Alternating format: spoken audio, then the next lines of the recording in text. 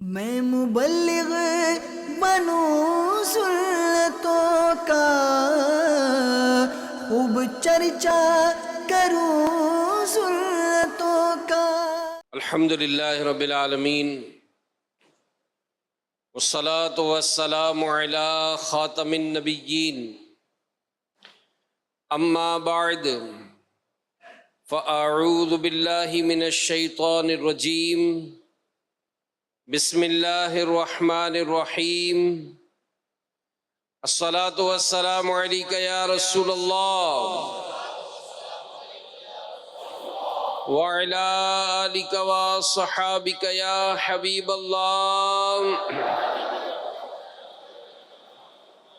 الصلاة والسلام علیک یا نبی اللہ وعلی آلک وصحابک یا نور اللہ۔ نبی رحمت، شفیع امت، مالک جنت صلی اللہ علیہ وآلہ وسلم پر درود و سلام پڑھنے کے بے شمار فضائل ہیں۔ چنانچہ ایک حدیث میں ہے، فرمان آخری نبی رسول ہاشمی صلی اللہ علیہ وآلہ وسلم جو مجھ پر دن میں 50 بار درود پڑھے، قیامت کے دن میں اس سے ہاتھ ملاؤں گا۔ ازل کے دن سے میرے مصطفیٰ کے چرچے ہیں، ازل کے دن سے میرے مصطفیٰ کے چرچے ہیں، تمام دہر پہ رحمت درود پاک سے ہے۔ بروز حشر وہ ہوگا نبی کی قربت میں، جہاں میں جس کو بھی الفت درود پاک سے ہے۔ تو درود پاک دنیا اور آخرت کی برکتیں دلانے والا عمل ہے۔ صلو علی الحبیب صلی اللہ علی محمد۔ اس بیان میں قرآن پاک کی آیات، ترجمہ اور تفسیر، اور پھر اس ضمن میں علماء کے مدنی پھول بیان کیے جاتے ہیں۔ چنانچہ پارہ 7 سورہ انعام کی آیت نمبر 54 میں اللہ پاک ارشاد فرماتا ہے، وَإِذَا جَاءَكَ الَّذِينَ يُؤْمِنُونَ بِآيَاتِنَا فَقُلْ سَلَامٌ عَلَيْكُمْ كَتَبَ رَبُّكُمْ عَلَى نَفْسِهِ الرَّحْمَةَ أَنَّهُ مَنْ عَمِلَ مِنْكُمْ سُوءًا بِجَهَالَةٍ ثم تاب من بعده وأصلح فأنه غفور رحيم۔ صدق اللہ العظیم وصدق رسولہ النبی الکریم۔ آسان ترجمہ قرآن کنز العرفان۔ اور جب آپ کی بارگاہ میں وہ لوگ حاضر ہوں جو ہماری آیتوں پر ایمان لاتے ہیں، تو ان سے فرماؤ تم پر سلام، تمہارے رب نے اپنے ذمہ کرم پر رحمت لازم کر لی ہے کہ تم میں سے جو کوئی نادانی سے کوئی برائی کر لے، پھر اس کے بعد توبہ کرے اور اپنی اصلاح کر لے، تو بے شک اللہ بخشنے والا مہربان ہے۔ میرے پیارے پیارے اسلامی بھائیوں اور مدنی چینل کے ناظرین، جو خوش نصیب اللہ کے پیارے اور آخری نبی صلی اللہ علیہ وآلہ وسلم کی خدمت میں حاضر ہوتے ہیں، اس آیت مقدسہ میں ان خوش بختوں کو ملنے والے انعامات کا ذکر کیا گیا ہے۔ ویسے رسول اللہ صلی اللہ علیہ وآلہ وسلم کی عطائیں الحمدللہ یہ ہر وقت جاری ہے، یہ ہر ایک کو مل رہی ہے۔ اللہ تعالیٰ کا بڑا خوبصورت شعر ہے کہ لا ورب العرش جس کو جو ملا ان سے ملا، لا ورب عرش جس کو جو ملا ان سے ملا، بٹتی ہے کونین میں نعمت رسول اللہ کی، بٹتی ہے کونین میں نعمت رسول اللہ کی۔ ایک حدیث ہے، ہمارے پیارے نبی فرماتے ہیں کہ میں بانٹنے والا ہوں، اللہ پاک عطا فرمانے والا ہے۔ تو اسی حدیث کی طرف اشارہ کرتے ہوئے اعلیٰ حضرت نے شعر میں لکھا ہے کہ عرش اعظم کے رب کی قسم، جس کو جو بھی ملا ہے محبوب ذیشان ہی سے ملا ہے، دونوں جہانوں میں جو نعمتیں تقسیم ہو رہی ہیں وہ ہمارے آقا و مولا کا صدقہ ہی بڑھ رہا ہے۔ تو یہ تو وہ نعمتیں جو ہر ایک کو مل رہی، اور جو بارگاہ رسالت میں حاضر ہو جائے تو اس کے متعلق دستور یہ ہے کہ اس کی عطاؤں میں بالکل کمی نہیں، جو جاتا ہے اپنے ظرف یعنی اپنے برتن کے مطابق انعام پاتا ہے۔ جی ہاں، کسی عاشق نے کہا کہ کوئی منصور کوئی بن کے غزالی آئے، کوئی منصور کوئی بن کے غزالی آئے، ان کے دربار سے ہو کر جو سوالی آئے۔ یعنی ہمارے پیارے نبی صلی اللہ علیہ وآلہ وسلم کا دربار وہ ہے کہ وہاں منصور جاتے ہیں تو امام منصور بن کر آتے ہیں، محمد بن محمد جائیں تو امام غزالی بن کر آتے ہیں، حسن سنجری جائیں تو خواجہ معین الدین چشتی بن کر آتے ہیں، احمد رضا جائیں تو امام اہل سنت بن کر جاتے ہیں۔ تو جو جیسے جاتا ہے، جتنا جس کا ظرف، جس کا جتنا برتن، اتنی عطائیں لیتا ہے، اپنی جھولی بھر کر ہی لوٹتا ہے۔ یہ وہ عطائیں ہیں، یہ وہ عطائیں ہیں جو ہر وقت تقسیم ہوتی ہیں۔ یعنی انتہائی گناہ گار جائے اسے بھی انعام ملتا ہے، امیر جائے، غریب جائے، فقیر جائے، رئیس جائے، بادشاہ ہو، غلام ہو، دربار رسالت میں پہنچ جائے تو انعام ضرور پاتا ہے۔ اور یہ وہ انعامات ہیں جو دربار رسالت سے ہر ایک کو ملتے ہیں۔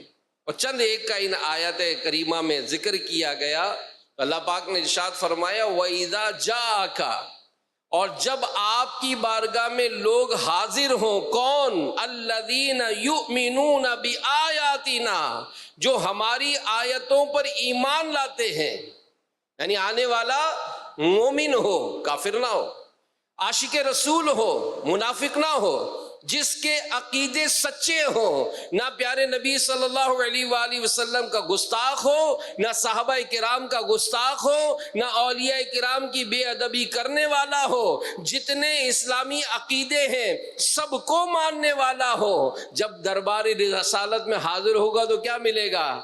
آگے فرمایا فقل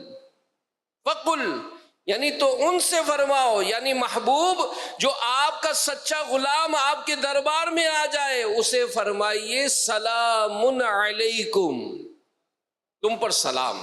یہ پہلا انعام ہے۔ اور علماء نے اس کے دو معنی بیان فرمائے، ایک تو یہ کہ پیارے آقا صلی اللہ علیہ وآلہ وسلم آنے والے غلاموں کو سلام ارشاد فرماتے، اور دوسرا معنی کیا ہے؟ دوسرا معنی یہ کہ سلام رب کا ہے، اور رب کریم نے آپ صلی اللہ علیہ وآلہ وسلم سے فرمایا کہ اے محبوب آپ کے غلام آپ کی بارگاہ میں حاضر ہوں تو آپ ہمارا سلام انہیں پہنچا دیں۔ کیا شان ہے، کیا شان ہے، کیسا بڑا انعام ہے کہ بندہ بارگاہ رسالت میں پہنچے تو رب رحمان کا سلام اسے نصیب ہوتا ہے۔ بلاتے ہیں اسی کو جس کی بگڑی یہ بناتے ہیں، کمر بند نہ دیار طیبہ کو کس کھلنا ہے قسمت کا۔ یعنی جو مدینے کا بلاوا آیا ہے نا، یہ تو قسمت کے کھلنے کا جیسے ایک پروانہ مل گیا ہے۔ جی ہاں، کہ جس کی قسمت کھلنے لگی ہے، جس کی بگڑی سنورنی ہوتی ہے، وہ آدمی سفر مدینہ اختیار کر لیتا ہے، یعنی سمجھ لو قسمت کھل گئی ہے۔ پیارے اسلام بھائی، یہ پہلا انعام تھا اللہ پاک نے مزید ارشاد فرمایا کتب ربکم علی نفسہ الرحمہ، تمہارے رب نے اپنے ذمہ کرم پر رحمت لازم کر لی ہے۔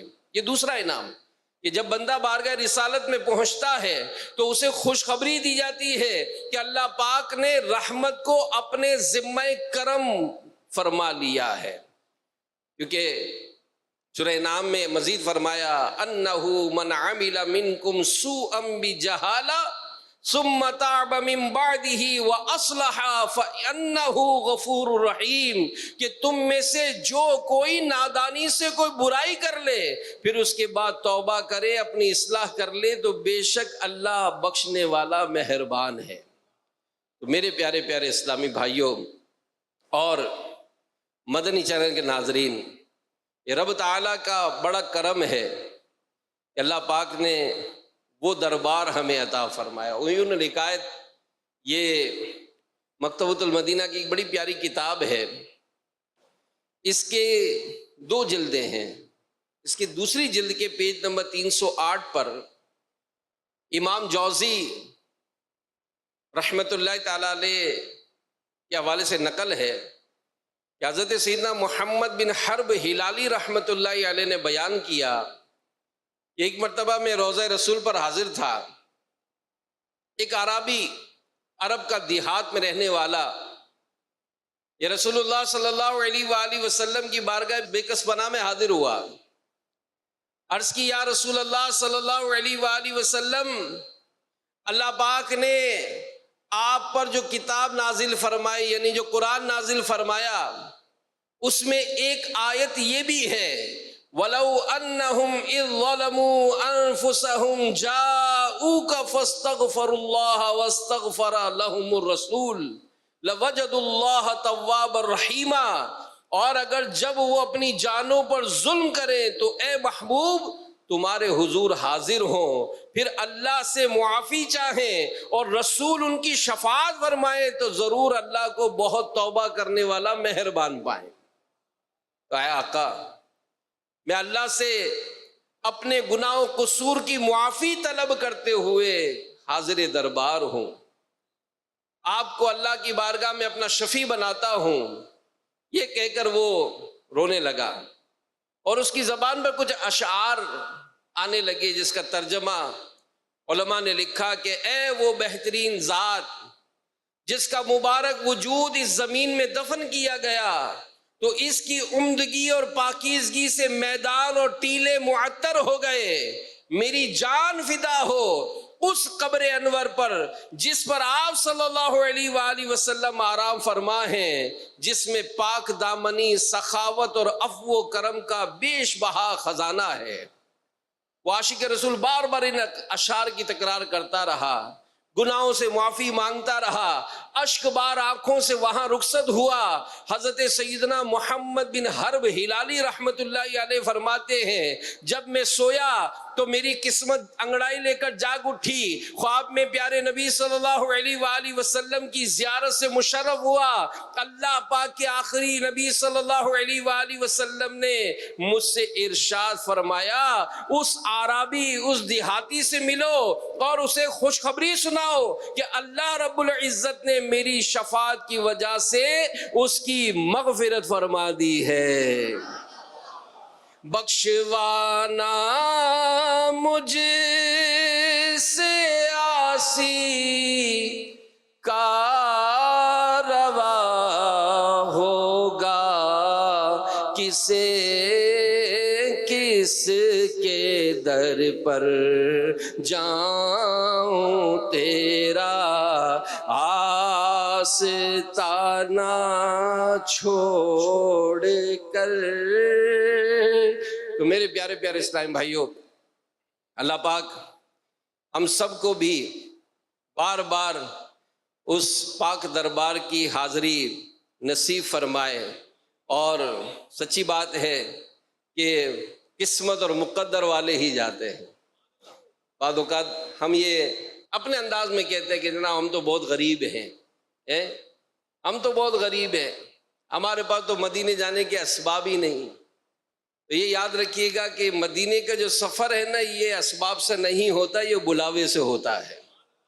جی ہاں، کہ کہاں کا منصب، کہاں کی دولت، قسم خدا کی ہے یہ حقیقت، جنہیں بلایا ہے مصطفیٰ نے، جنہیں بلایا ہے مصطفیٰ نے، وہی مدینے کو جا رہے ہیں۔ تو تڑپ پیدا کریں، تمنا پیدا کریں۔ علماء فرماتے ہیں کثرت درود و سلام کریں، کہ جو اللہ کے نبی پر کثرت سے درود و سلام پڑھتا ہے وہ دربار مصطفیٰ کی حاضری نصیب ہو جاتی ہے اسے۔ اور ایک تجربہ اگر دعوت اسلامی کے دینی کاموں میں دیکھا جائے، بارہا کا تجربہ ہے۔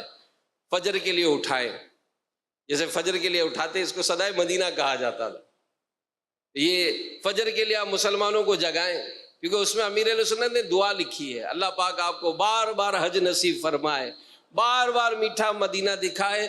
ذاتی مشاہدہ ہے کہ جو فجر میں اٹھانے والا جو لوگوں کو فجر میں اٹھاتے ہوئے حاضری مدینہ کی دعائیں دیتا ہے، اللہ پاک کرم فرماتا ہے وہ ضرور مدینے کی حاضری سے مشرف ہو جاتا ہے۔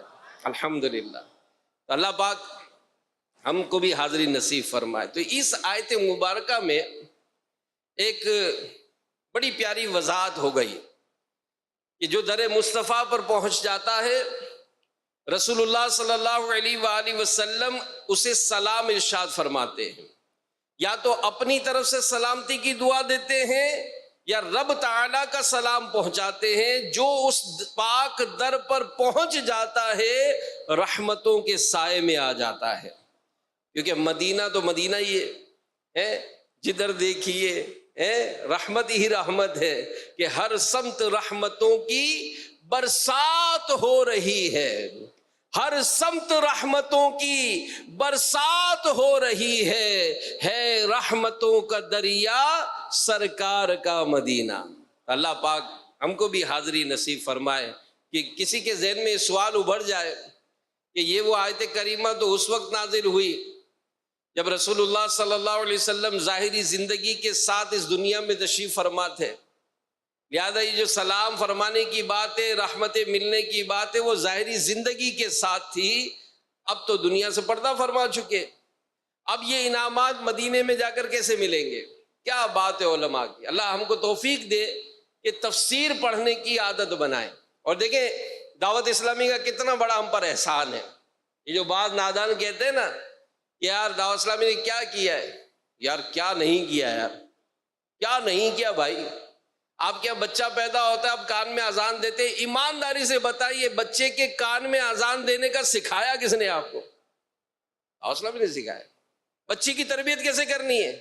آج آپ اور ہم اگر اپنے خاندان میں، مجھے تو ظاہر میں تو کئی مرتبہ پہلے چہرے دیکھ رہا ہوں، لیکن میں چیلنج کرتا ہوں دنیا میں جہاں بھی آپ سن رہے ہیں، آپ ایمانداری سے اپنے خاندان کا جائزہ لے لیں کہ آپ کے اپنے خاندان میں حافظ کتنے ہیں، ایمانداری سے ناظرہ پڑھے ہوئے درست قرآن پڑھے ہوئے کتنے بچے، جوان، بوڑھے، سب دیکھ لیں۔ آپ کیلکولیشن کریں گے یار میرے خاندان میں تو 8 حافظ ہو گئے، 10 حافظ ہو گئے، 15 حافظ ہو گئے، بچیوں میں بھی حافظہ بن گئیں، بچیوں میں بھی عالمہ بن گئیں، یہ ہمارے بچے عالم بن گئے، تخصص کر رہے، بھائی علماء کا کورس کر رہے۔ ایمانداری سے اپنے آپ کو پوچھے کہ فیضان کس کا ہے، فیضان کس کا ہے۔ آپ اپنے اوپر دیکھیں، ہمارے والد، دادا، نانا، اس خاندان میں تو کوئی حافظ نہیں گزرا۔ جب میں اپنی بات کر رہا ہوں، اپنی بات کر رہا ہوں کہ اگر میں اپنے خاندان کو دیکھتا ہوں تو میرے خاندان میں تو اوپر تو کوئی بھی حافظ، عالم کوئی بھی نہیں ہے، لیکن جب اپنے نیچے دیکھتا ہوں تو آج صرف میرے خاندان میں، اس دن حساب لگا رہے تھے ہم، 11 یا 13 حافظ ہیں۔ اور میں نے اپنے بھائیوں سے ہی کہا، میں نے کہا یار ابھی کبھی سوچا ہے یہ کیسے ملا؟ اگر بچیوں میں اور بچوں میں دیکھتے کہ عالم کتنے، تو اس میں بھی 9-10 کی تعداد ہے۔ کہاں سے بن گئے بھائی یہ شعور کہاں سے ملا؟ تو دعوت اسلامی کے دینی ماحول نے کیا نہیں دیا ہم کو۔ آپ قرآن کی تفسیر پڑھنا چاہتے ہیں، آسان اردو میں، ایک نہیں 4 قسم کی تفاسیر مکتبۃ المدینہ شائع کر چکا. صراط الجنان 10 جلدوں میں ہے. افہام القرآن 1 جلد میں، 1 جلد میں بھی پورا قرآن ہے. ابھی نئی تفسیر آئی ہے، تفسیر تعلیم القرآن 2 جلدوں میں ہے. تفسیر معرفت القرآن یہ 3 جلدوں میں. اب پڑھنے والے تو بنے. اچھا آپ کہیں گے ذرا مجھے پڑھنا نہیں آتا. اب دیکھیں کتنا بڑا کام ہے یہ. آپ کو پوری تفسیر ریکارڈ کر کر دے دیے، بھائی سن تو لو کم سے کم. اچھا سنیں گے تو کتنے پیسے لگیں گے؟ یار موبائل ہے، مفت میں اپلیکیشن ڈاؤن لوڈ کر لو بھائی، مفت میں کر لو یار. قرآن پڑھو، سمجھو، سنو تو صحیح. روزانہ اپنی گاڑی میں ہی ہم اگر اپنی فیکٹری جاتے ہیں، اپنے کاروبار میں جاتے ہیں، آدھا گھنٹہ 1 گھنٹے کا سفر کرتے ہیں، یار ہینڈ فری لگا لو، جاتے آتے سنو گے، 2 5 10 مہینوں میں آپ کا ہی پورا قرآن ہو جائے گا، آپ کو لذت ملے گی. تو یہ جو شیطانی وسوسہ ہے، اس کے متعلق علماء نے کیا لکھا کہ آیت کریمہ میں نے، کسی نے کہا نا کہ ظاہری حیات میں یہ سب ہو سکتا تھا، اب کیسے ہوگا؟ تو علماء نے لکھا ہے کہ آیت کریمہ میں وقت اور زمانے کی کوئی قید نہیں ہے. یہ نہیں فرمایا گیا کہ اے محبوب جو آپ کی ظاہری زندگی میں آئے تو اسے سلام فرمائیے گا، یا 50 سال تک کا قانون ہے، یا آئندہ 100 سال کے اندر اندر یہ قانون ہے، پھر یہ انعامات بند ہو جائیں گے. جب یہ آیت کریمہ نازل ہوئی کوئی قید نہیں لگائی گئی تو ہم کیسے لگائیں گے بھائی؟ ہرگز نہیں لگا سکتے. دوسرے نمبر پر ایک حدیث پاک سنیے، اللہ کے پیارے نبی صلی اللہ علیہ وآلہ وسلم نے فرمایا، جس نے میرے وصال ظاہری کے بعد میرے مزار پر حاضری دی وہ ایسے ہے گویا اس نے میری زندگی میں میری زیارت کی. مسئلہ ختم. پتہ چلا جو روضہ پر نور پر حاضری دیتا ہے وہ ایسا ہی ہے جیسے ظاہری زندگی میں اللہ کے نبی کے دربار پر حاضر ہوتا ہے. اور رب تعالیٰ کیا فرما رہا ہے کہ اے محبوب جو غلام سچا پکا مسلمان آپ کی خدمت میں آ جائے اسے سلام بھی پہنچا دیجئے، رحمت کی خوشخبری بھی سنا دیجئے. تو پتہ چلا کہ جو مدینے کا مسافر ہو جائے وہ ان انعامات کا حقدار بن جاتا ہے. امام حاکم نے ایک روایت لکھی ہے، حضرت داؤد بن ابو صالح رحمت اللہ علیہ فرماتے ایک دن دو جہان کے سلطان صلی اللہ علیہ وآلہ وسلم کے آستان ذیشان پر خلیفہ مروان حاضر ہوا. اس نے ایک شخص کو دیکھا کہ سرکار کے قبر انور پر منہ رکھے ہوئے تھا. تو خلیفہ مروان کو چونکہ مسئلہ معلوم نہیں تھا لہذا اس صاحب کی گردن پر ہاتھ رکھ کر کہا جانتے ہو کیا کر رہے ہو؟ وہ صاحب جو تھے انہوں نے فرمایا کہ ہاں جانتا ہوں. یہ کہہ کر جب خلیفہ مروان کی طرف منہ پھیرا، کون تھے وہ مشہور صحابی رسول میزبان مصطفیٰ حضرت ابو ایوب انصاری رضی اللہ عنہ تھے. تو آپ نے خلیفہ کو سمجھاتے ہوئے کہا کہ میں رسول اللہ کی خدمت میں حاضر ہوا ہوں، کسی پتھر کے پاس نہیں آیا ہے. تو میرے پیارے پیارے اسلامی بھائیوں، پتہ چلا کہ صحابہ کرام کا بھی یہ عقیدہ تھا کہ روضہ مصطفیٰ پر حاضری ایسے نہیں ہے جیسے ہم اپنے فوت شدہ والدین کی قبروں پر جاتے ہیں. اللہ کے فضل سے محبوب کریم صلی اللہ علیہ وآلہ وسلم اپنے مزار پاک میں دنیاوی زندگی کے ساتھ زندہ ہیں. جیسے ظاہری زندگی مبارک میں سلام سنتے تھے، جواب ارشاد فرماتے تھے، یوں ہی اب بھی سلام سنتے ہیں اور جواب بھی ارشاد فرماتے ہیں. یہ تو باقاعدہ حدیث میں ارشاد ہوا. جہاں صحابہ کرام نے عرض کی یا رسول اللہ صلی اللہ علیہ وآلہ وسلم جب ہم درود پڑھتے ہیں آپ تک پہنچتا ہے، جب آپ مزار میں تشریف فرما ہوں گے تب درود کیسے پہنچے گا؟ رسول اللہ صلی اللہ علیہ وآلہ وسلم نے ارشاد فرمایا بے شک نبیوں کے جسم کھانا اللہ پاک نے زمین پر حرام فرما دیا ہے. انبیاء کرام زندہ ہیں، رزق بھی دیے جاتے ہیں.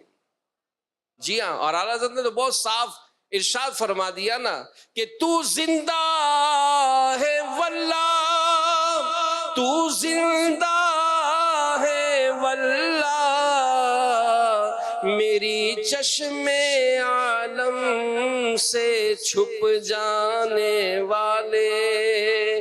کہ اللہ کی قسم آپ زندہ ہیں، اللہ کی قسم آپ زندہ ہیں، بس دنیا کی نظروں سے آپ نے پردہ فرما لیا ہے. اور اس طرح کے واقعات بے شمار کتابوں میں لکھی، بڑی پیاری کتاب ہے، عاشقان رسول کی 130 حکایات، مکتبۃ المدینہ سے خرید لیں، اور یہ 3 دن آپ ہیں، جب موقع ملے پڑھ لیں، موبائل میں ڈاؤن لوڈ کر لیں، مفت لے لے بھائی، یہ نہ خریدے اس کو، موبائل میں دیکھ دیکھ کے پڑھتے رہے۔ اس میں ایک بڑا پیارا واقعہ لکھا ہے، یہ شیخ ابو نصر عبد الواحد رحمۃ اللہ علیہ فرماتے ہیں کہ میں حج سے فارغ ہو کر مدینے آیا، روضہ انور پر حاضر ہوا، حجرہ شریفہ کے قریب بیٹھا ہوا تھا، حضرت شیخ ابو بکر دیار بکری رحمت اللہ علیہ تشریف لائے، چہرہ انور صلی اللہ علیہ وآلہ وسلم کے سامنے کھڑے ہو کر عرض کی، السلام علیک یا رسول اللہ، تو روضہ انور کے اندر سے آواز آئی، وعلیک السلام یا ابا بکر۔ سیدنا نور الدین ایجی رحمت اللہ تعالیٰ علیہ یہ حاضر ہوئے دربار رسالت میں، عرض کیا، السلام علیکہ ایہا النبی ورحمت اللہ وبرکاتہ۔ فرماتے جتنے لوگ اس وقت حاضر تھے ان سب نے سنا، روضہ انور سے جواب آیا، وعلیک السلام یا ولدی، تجھ پر بھی سلام ہو اے میرے بیٹے۔ اور آگے سنیں، شیخ الاسلام علامہ محمد ہاشم ٹھٹوی رحمت اللہ علیہ روضہ پر نور پر حاضر ہوئے، بارگاہ رسالت میں سلام عرض کی، روضہ مقدس سے آواز آئی، وعلیکم السلام یا محمد ہاشم التطوی۔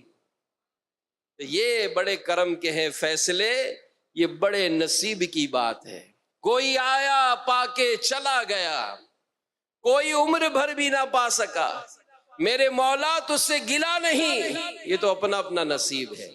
شیخ سید احمد کبیر رفاعی رحمت اللہ تعالیٰ، اب دیکھیں عشق و محبت کی تو کیا بات ہے، واقعات پڑھیں، اسے بہت سارے واقعات کتابوں میں لکھے، اتھینٹک کتابوں میں لکھے، کوئی کہے کہ کہاں سے لکھا ہے، بزرگوں کی کتابوں کا حوالہ دیں، اس کے پیج نمبر لکھے ہوئے ہیں۔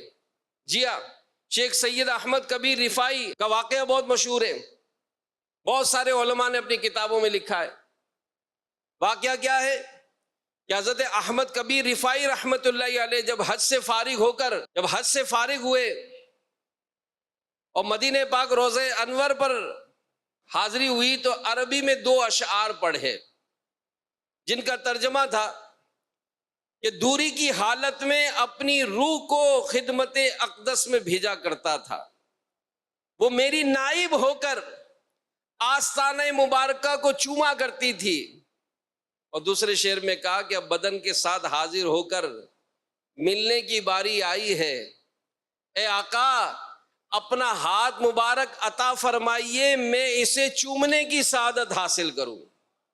جو ہی اشعار ختم ہوئے، پیارے نبی رسول ہاشمی صلی اللہ علیہ وآلہ وسلم کا ہاتھ مبارک قبر انور سے باہر نکلا، سید احمد کبیر رفاعی رحمت اللہ تعالی علیہ نے اسے چومنے کی سعادت حاصل فرمائی کہ واہ کیا جود و کرم ہے شہ بطحا تیرا، نہیں سنتا ہی نہیں مانگنے والا تیرا، آواز کرم دیتا ہی رہا، تھک ہار گئے لینے والے، منگتوں کی ہمیشہ لاج رکھی، محروم کوئی لوٹایا نہیں۔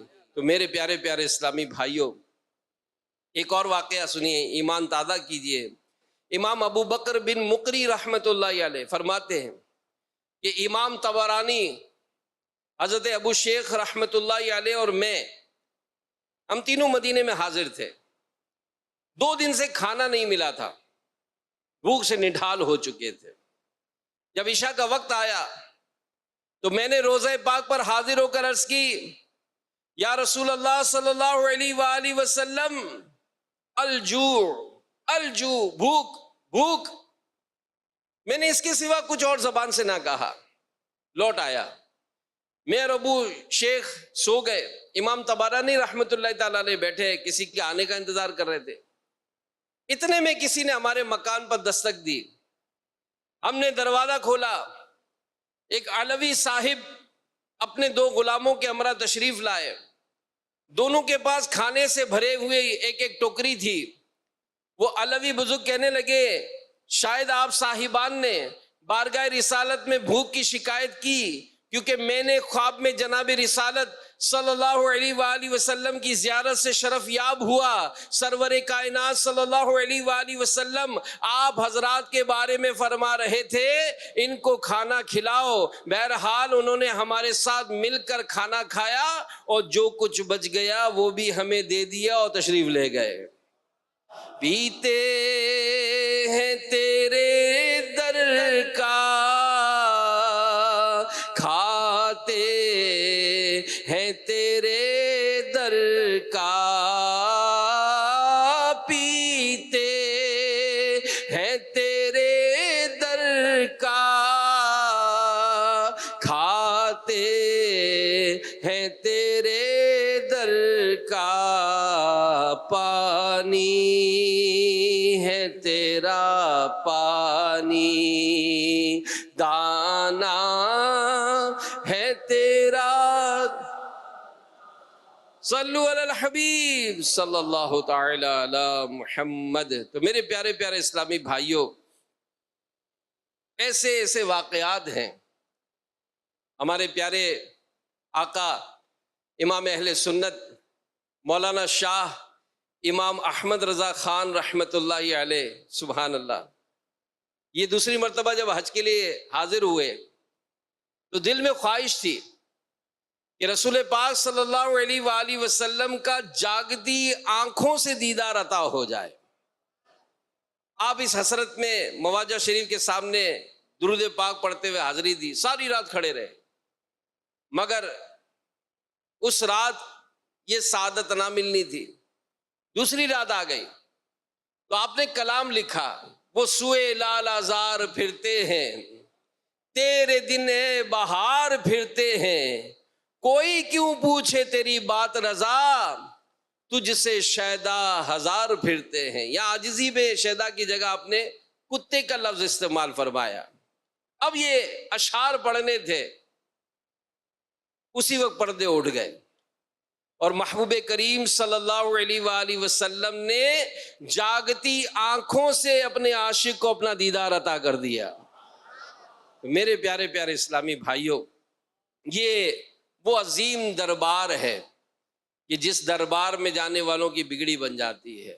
تو یہ اب ہے یہی کہ دل میں وہ تڑپ، کیونکہ بعض ایسے بد نصیب بھی کہیں گے، کیونکہ ظاہر ہے صاحب استطاعت شرائط اگر پوری پائی جائے تو اس پر تو حج کرنا فرض ہوتا ہے، لیکن بعض نادان ہیں، دنیا بھر گھومیں گے، ایک سے ایک بڑا بزنس کریں گے، نہیں یار جناب ٹائم نہیں ہے. ارے آپ کے اوپر حج فرض ہو گیا تو اب کائے کا ٹائم؟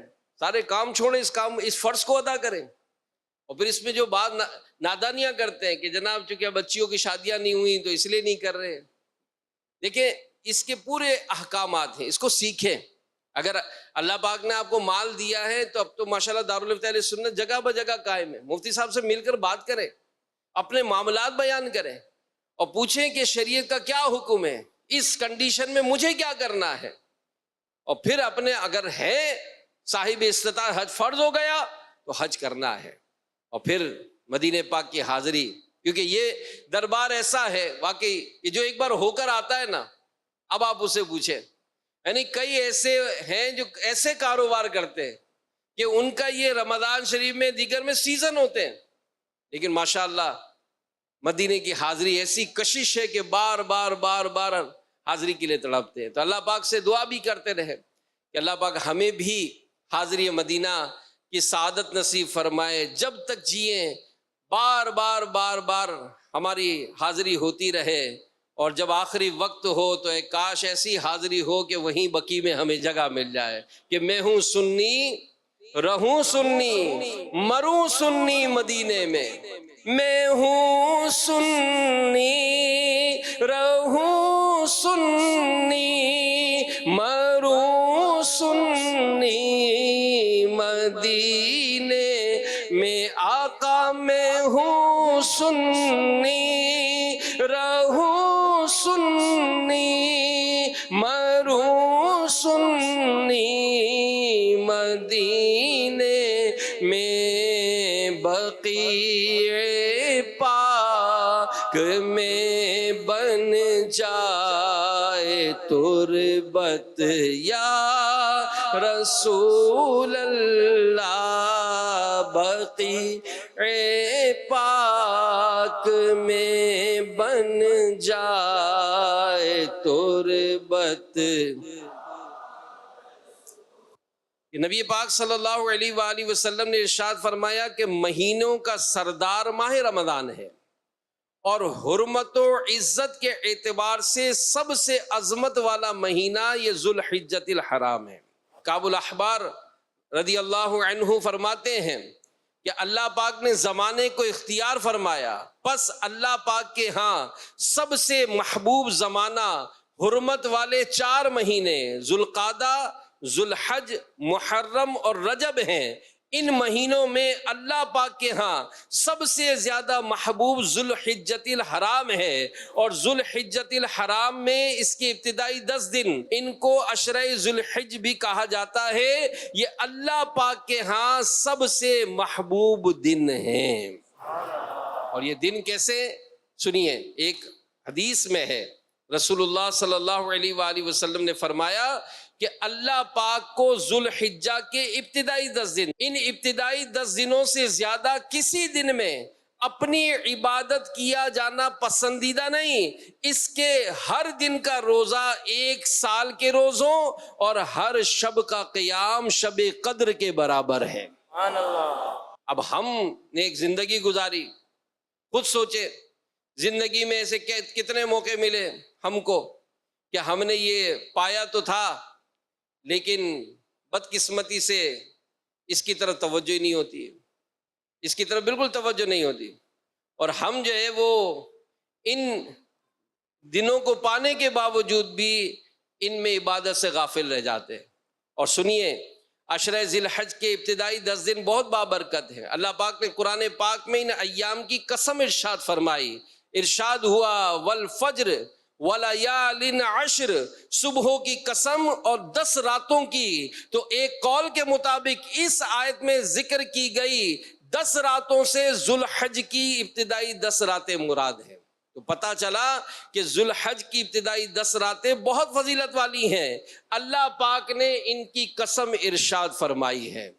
تو میرے پیارے پیارے اسلامی بھائیوں، یہ وہ پیارے دن ہیں، عظیم راتیں ہیں کہ ان دنوں میں ایک نیکی کا شمار 700 گنا تک بڑھا دیا جاتا ہے. ان دنوں میں نیکی کرنا افضل نیکی ہے. ان دنوں میں ایک دن کا روزہ رکھنا 1 سال کے روزوں کے برابر ہے، اور ان دنوں کے راتوں میں قیام کرنا، جا کر عبادت کرنا شب قدر میں عبادت کرنے کے برابر ہے. اب ہم کہیں کہ یار ہمیں تو پتہ ہی نہیں ہے، تو ہمارے نصیب. بلکہ میں آپ کو ایک واقعہ سناؤں، آپ کو ایک بات سمجھانی ہے، بہت مجھے تو فائدہ ہوا پڑھ کر اس کو.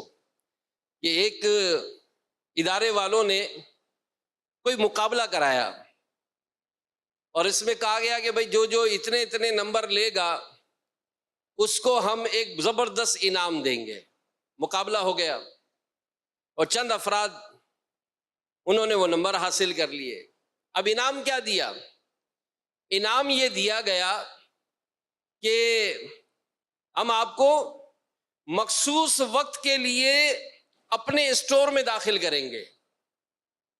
2.5 منٹ کا وقت ہوگا، اس 2.5 منٹ میں آپ جو کچھ لے سکتے لے لیجئے. اب جو انعام جنہوں نے جیتا تھا وہ تیار تھے. اب جیسے ہی ٹائم شروع ہوا انہوں نے دوڑے لگا دی، جو ہاتھ میں آیا اٹھا کر باہر پھینک رہے تھے، جو آیا باہر پھینک رہے تھے کہ یہ میرا، یہ میرا. اب یہ نہیں دیکھ رہے کہ میرے کام کا ہے، کام کا نہیں ہے، قیمتی ہے، قیمتی نہیں ہے، یہ نہیں دیکھ رہے. دڑا دڑ. ایک نوجوان بڑے تحمل سے اندر گیا اور اس نے کچھ چیزیں سمیٹی.